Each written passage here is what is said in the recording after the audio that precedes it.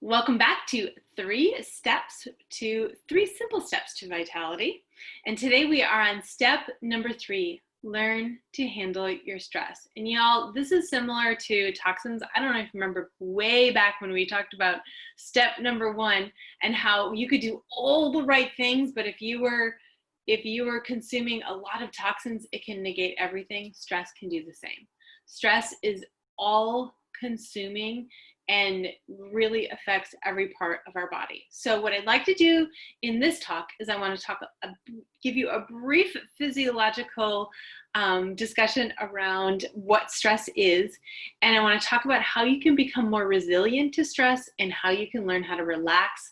And if you already are doing some sort of relaxation, I encourage you to use today's talk to take it a little bit further. We are going to put a plan together. So as we go through, if you've got your worksheet, you see at the bottom, it has a list of things that intrigue me. So I encourage you to just start writing down the things that when I'm talking, they think, I could do that. That's something I could do. That makes sense. So let's get started. So first, let's talk about what stress is. Stress is a physiological response to a perceived threat. What that means is you have to think something is threatening in order to react. And the way we react is a physiological preparation of muscles tensing, heart racing, blood pressure going up in order for us to fight or flee. It is not a reflex which bypasses the brain. So, if you put your hand on a hot stove, you don't have to think, this is hot, I should move my hand.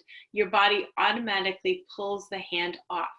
Now, why this is important that you know that it's a mind-body connection is because we want to know it's a mind-body connection. What happens is when we think of a perceived threat, we react physiologically with tension. And if we don't relax, we're reacting the next time around with that primed position. So you're going to be more reactive because you're already stressed out. The cycle has to be broken, and it has to be broken with intention. So that tension that you created in the body doesn't release automatically. You actually have to do something to help yourself relax so that the next time around you're not as reactive. And it affects the body and mind, which we're going to talk about in a little bit. And that's usually what we aren't doing. We aren't breaking the cycle. Now, the other beauty of this whole mind-body thing is you can break it at the mental level with your mind. You can break it in the physical level with your body. And that makes it a little bit easier because you get more choices. Okay, so why is it a problem if we're not relaxing? So if we're always in this primed position, well, there are a couple of things that go on in your body when you're in this primed place. First of all, it's like revving your engine in neutral at a stoplight, right? You're just revving and revving and revving because it's like there are systems in your body that are running at high alert so that you can, fight or flee, because that's really what the stress response is about, so that you can survive. Big stuff, really important for sure, and not really necessary in today's day and age, right? We don't have the saber-toothed tiger walking down the street that's going to get us that we need to save ourselves from. So that's the first issue that's a problem with this revving, is because it begins to wear out systems that are working overtime and they don't need to be. The second thing is the systems that aren't getting enough energy. We have secondary systems that basically go on the back burner, that they're not important for life or death, and that's your immune system, your reproductive system, and your digestive system. So that when you are in the stress response and your life is truly in danger, you don't have to worry about reproducing at that point, or digesting your food, or regenerating your cells with your immune system, because, right, who cares? That's not the most important thing.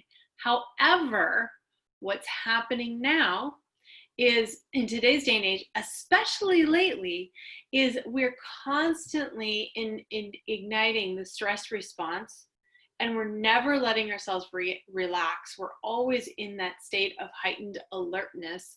Just scrolling through Facebook or watching the news is going to get us to spike again, right? So these secondary systems never really get a full-on surge of energy. Maybe when you're in deeper sleep, they can get turned on again, but for the most part, they're not getting the energy they need. And that's one of the reasons we're having so many issues with immunity, with the reproductive systems, and with our digestion. Excuse me. Now, the things people do that think they're relaxing are what I call the myths of relaxation. These 3 things don't actually help you relax, but you think you're doing them because you think you're relaxing, and that is drinking alcohol, watching TV, and sleeping. Okay, think of it this way. When you're in the stress response, your body and mind are at a certain level of alertness, right? What we need to do to relax is bring ourselves out of that state. When we drink alcohol, when we watch TV, or when we're sleeping, we're just freezing ourselves in that state. We're not doing anything to shift it.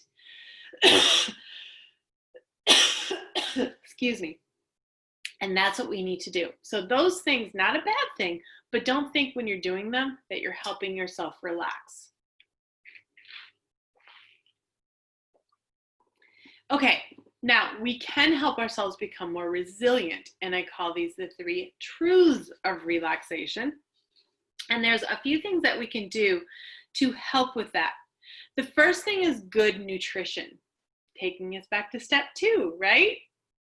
When you're eating whole foods, limiting sugars and processed foods, which add to the stress response. Sugar gets you more stimulated, and also because it takes longer to process and digest processed foods and sugars, then your body's working overtime doing that rather than relaxing. It's basically distracting your body. We also want to get in extra B vitamins because the body burns through B vitamins when we're under stress. I actually, when I'm really feeling actively stressed, I will double my B vitamin dose. When I've been tested before during a stressful time, I actually am in negative B vitamins. It's like the body is pulling B vitamins out of my body to support me. It doesn't really do that, but I mean, it's that bad. We need to be taking B vitamins. And a really important nutrient to be getting in during times of stress are antioxidants. Do you see where I'm going? Ningxia Red comes around again. And in fact, when I'm experiencing stress, I will up my intake to 4 ounces, sometimes even 6 when I'm experiencing stress. First of all, because when you're stressed, if you remember, free radicals, antioxidants eat free radicals. Free radicals are the basic byproduct of living. You get extra free radicals when you're feeling stressed, and they can cause more anxiety in the body. So we need to get rid of them. Plus, when you're feeling stressed, your immune system's in the back seat, and you need extra support for your immunity. Antioxidants gives you extra support for your immunity. Okay, so the first thing you can do to help yourself become more resilient is eat an even better diet. Get really good nutrition.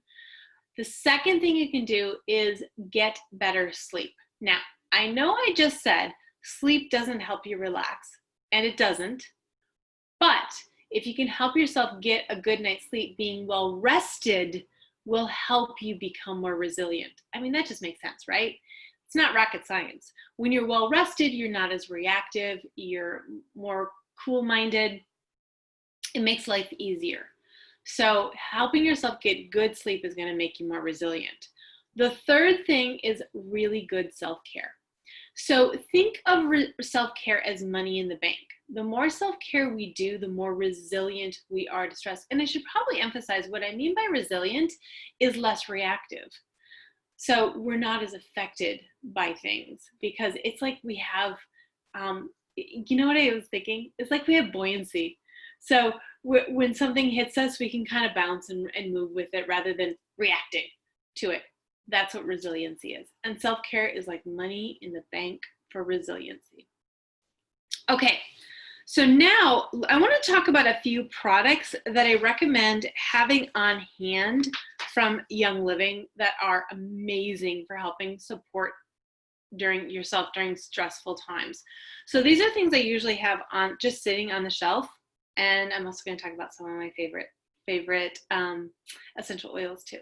So Cortistop is a supplement Young Living has that actually helps it break the cycle. It works with cortisol, and I'm not going to go into the physiology behind it. It's really powerful though. You don't take it for a really long time. There's a very small snippet of time. In fact, it says only take it for this many weeks and then stop. And it's not meant to be taken regularly. It's not one of those foundational supplements, which we talked about in step 2. It's one of those targeted ones. It's meant to just help your body reboot. And what it does is it helps break that cycle. Okay, it's amazing. I've used it probably 3 or 4 times when I just needed a little bit of help breaking out of a really stressful situation. The next two, to number 2 and 3, are sleep supports. Okay, I love these. I have both of them on my shelf for differing reasons, okay? The first one is ImmuPro. Now, both of them have melatonin. It's ImmuPro and Sleep Essence. They both have melatonin, which are going to help you get into that deeper, more restful sleep, but not wake up groggy, which is fabulous. ImmuPro is a Ningxia wolfberry base, so it's a goji berry base, so it's full of antioxidants. It also is full of reishi mushrooms, and reishi are all kinds of mushrooms, including reishi. They support your immune system. And so that's a great one to take when you're feeling stressed and you feel like your immunity might be at risk a little bit. Take that one. Sleep Essence is also, again, has melatonin. It has slightly less melatonin than ImmuPro, but it also has in it essential oils that support our nervous system that can help break the cycle, including chamomile, valerian, and lavender. There might be others, but those are the ones I can remember.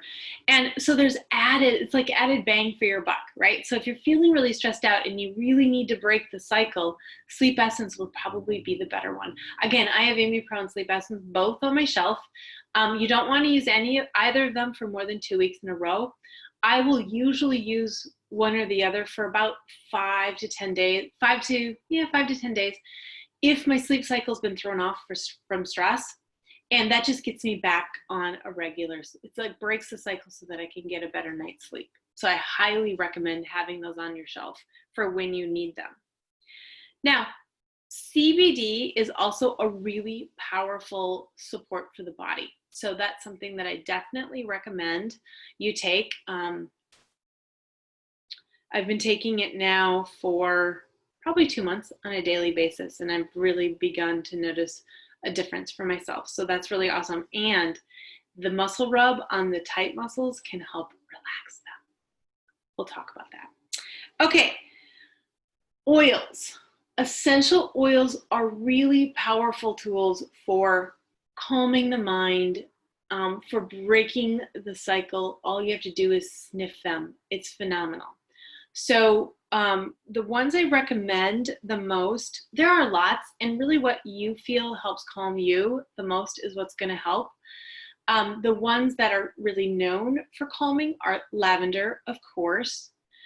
Peace and Calming can be, Peace and Calming has orange in it, and for some people, orange is stimulating. It's an adaptogen, so for some people it's calming and some people it's stimulating. It's very calming for me. I love that aroma. But test it out for yourself. Stress Away, I love valerian. I used to drink valerian tea to calm myself for a better night's sleep, but valerian smells like sweat socks. So you can imagine how good the tea was. It was so bad I had to have it in a canning jar so that it didn't smell up my kitchen.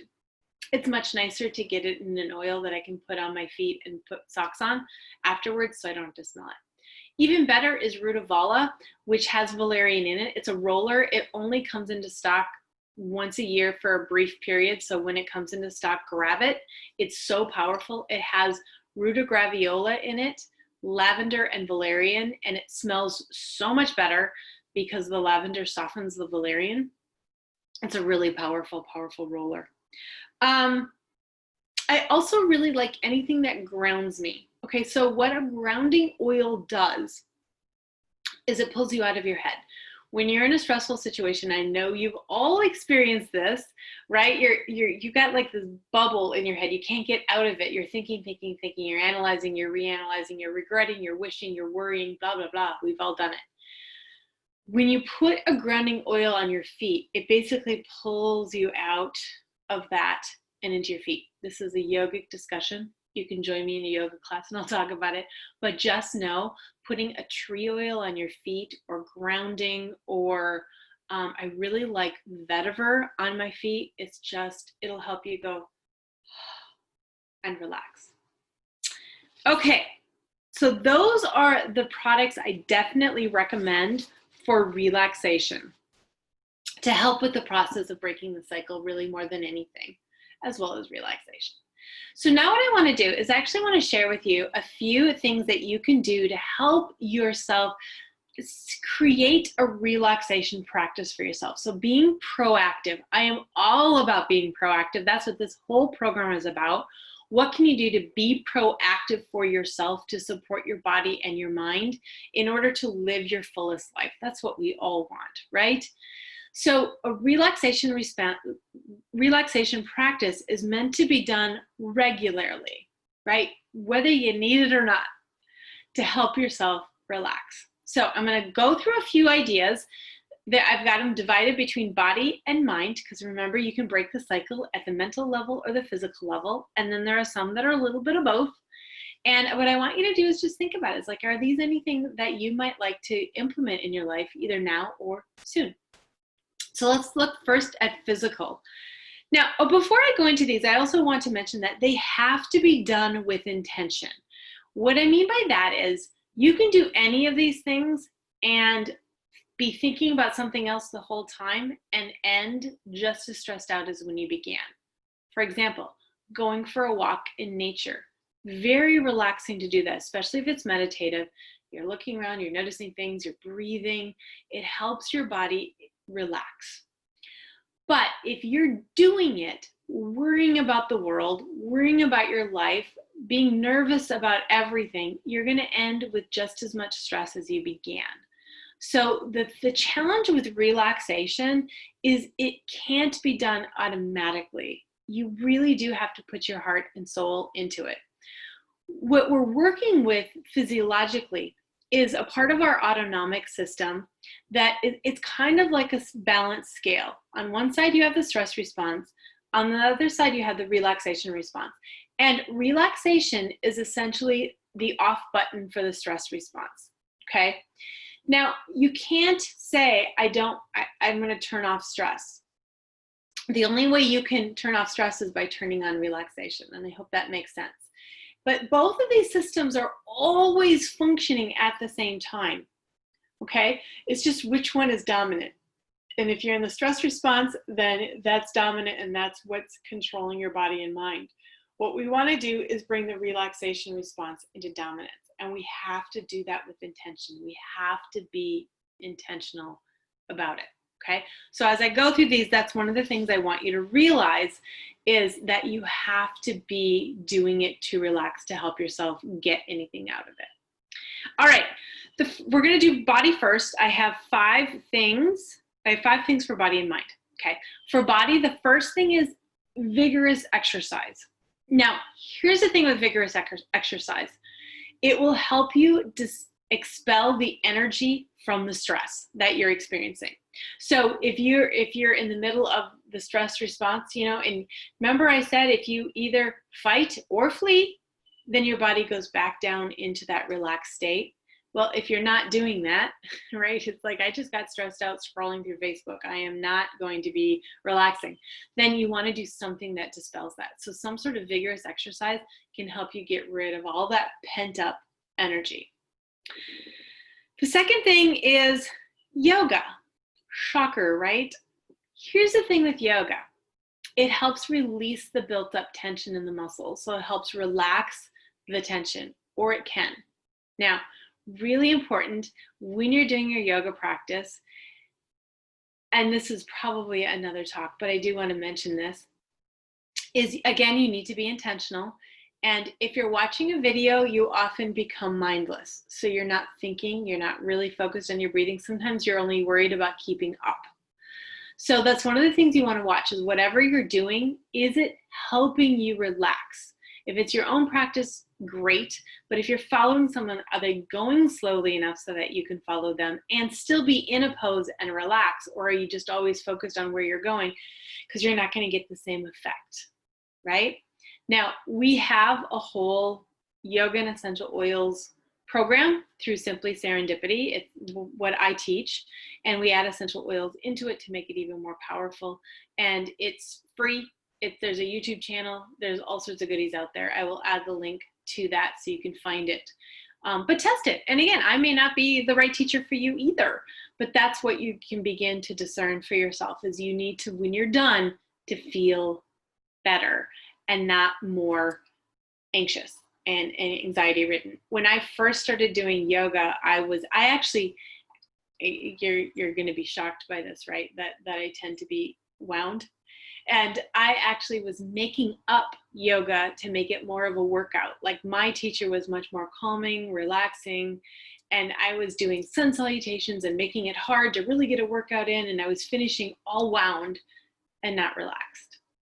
So you have to find what fits you and realize that not all yoga is the same, for sure.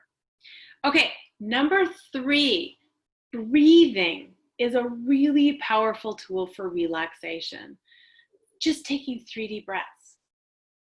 And that helps relax the shoulders. It helps calm the mind and body. Breathing is a really interesting tool because it is the only function in the body that is both automatic and can be controlled. So that actually opens up a whole bunch of windows. Maybe I'll do a separate workshop on this one too. That makes it really a powerful tool. There's lots of breathing exercises out there. You can Google it or you can just focus on your breath. I like to do 8 to 10 breaths as I'm going to sleep at night, and I lay in my bed on my back, knees propped up, so I'm really comfortable, and I just focus on my breath and I relax as I exhale. Really powerful tool.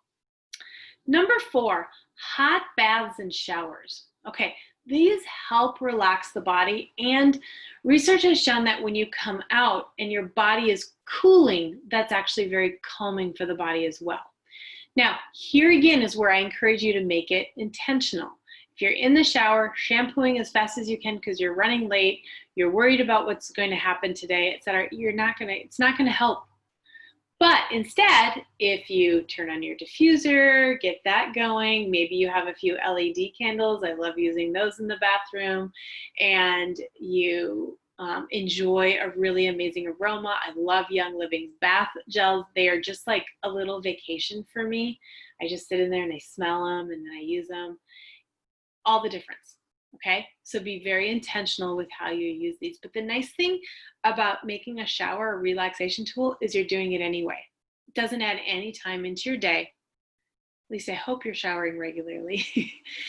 But you can turn it into this amazing self-care relaxation experience. Okay, number 5 is getting massages or massaging yourself. Massaging it out yourself. Get some of the tension, that built up tension, out of your body. Really powerful. Now, of course, there are other things you can do that help you physically relax and just getting you thinking. Now, let's talk about relaxing the mind. 5 things. The first one is a repetitive action of some sort. So this is kind of interesting. One of the theories, excuse me, out in the world about why we are so much more stressed out than our ancestors is that we've lost repetitive action activities like hoeing the fields, knitting, sitting and knitting all winter long, kneading bread. Like we don't do those repetitive things where people would think. It gave them time to think and to really begin to relax. Repetitive actions are really powerful for that. So maybe that's something that you want to take up, or weeding your garden or something like that. But it needs to be quiet. We're not filling the space with Netflix or music even. You're in the quiet and you're just letting yourself be reflective. Very powerful. Second thing is meditation. Now, I'm going to use meditation with a caveat, okay? So if you're sitting there in meditation, stressed out and worried, it's not gonna help. And often that happens for me. When I'm in a really stressed out state, I do not do my meditation because it just makes it worse. I can't really be quiet with myself. So I might do a walking meditation, so you can walk through the woods. Or I might use my yoga practice as a meditative practice where I'm moving. But just keep that in mind. If you're sitting there and going, okay, I just get more stressed out, it's not time for meditation. You need to take it down another level, relax a little bit more before you can work in your meditation. Number 3 is yoga. Do you see why I love yoga? It's both body and mind. And again, like I mentioned before, it's not numbing out watching a video and just doing things. You have to actually be present in your practice in order for it to be considered a relaxation tool. Okay? Number 4, journaling. So helpful to get all of it out. Okay? What's going on in your head? What can you do to get it out of your head and onto some paper? Because that helps break the cycle. It helps break that mental tension that's going on. And finally, number 5, essential oils. Okay, that is really, they are so powerful for mental stress. It's just amazing. And what I recommend doing is diffusing with intention regularly. I say at least 30 days. Do it 30 days in a row and just notice the difference. It's incredibly powerful. And what's really nice about diffusing is if you're living with anyone, it gets it into all of them as well at the same time. So you're really helping the whole family begin to relax and calm down as well. Okay, so I've just given you a whole slew of ideas to help you learn how to handle your stress and realize that the situation in your life doesn't have to change. You can change in that situation. And that's really what you're working on. So definitely put your plan together, figure out what it is that you want to do, be proactive, and even if you're already feeling like you're doing something fabulous, this is the time to add just a little bit more, and take it to the next level. All right, in the next video, I'm going to help you wrap it all up in a beautiful little bow and put it together in a plan, all 3 steps. Thanks for joining me.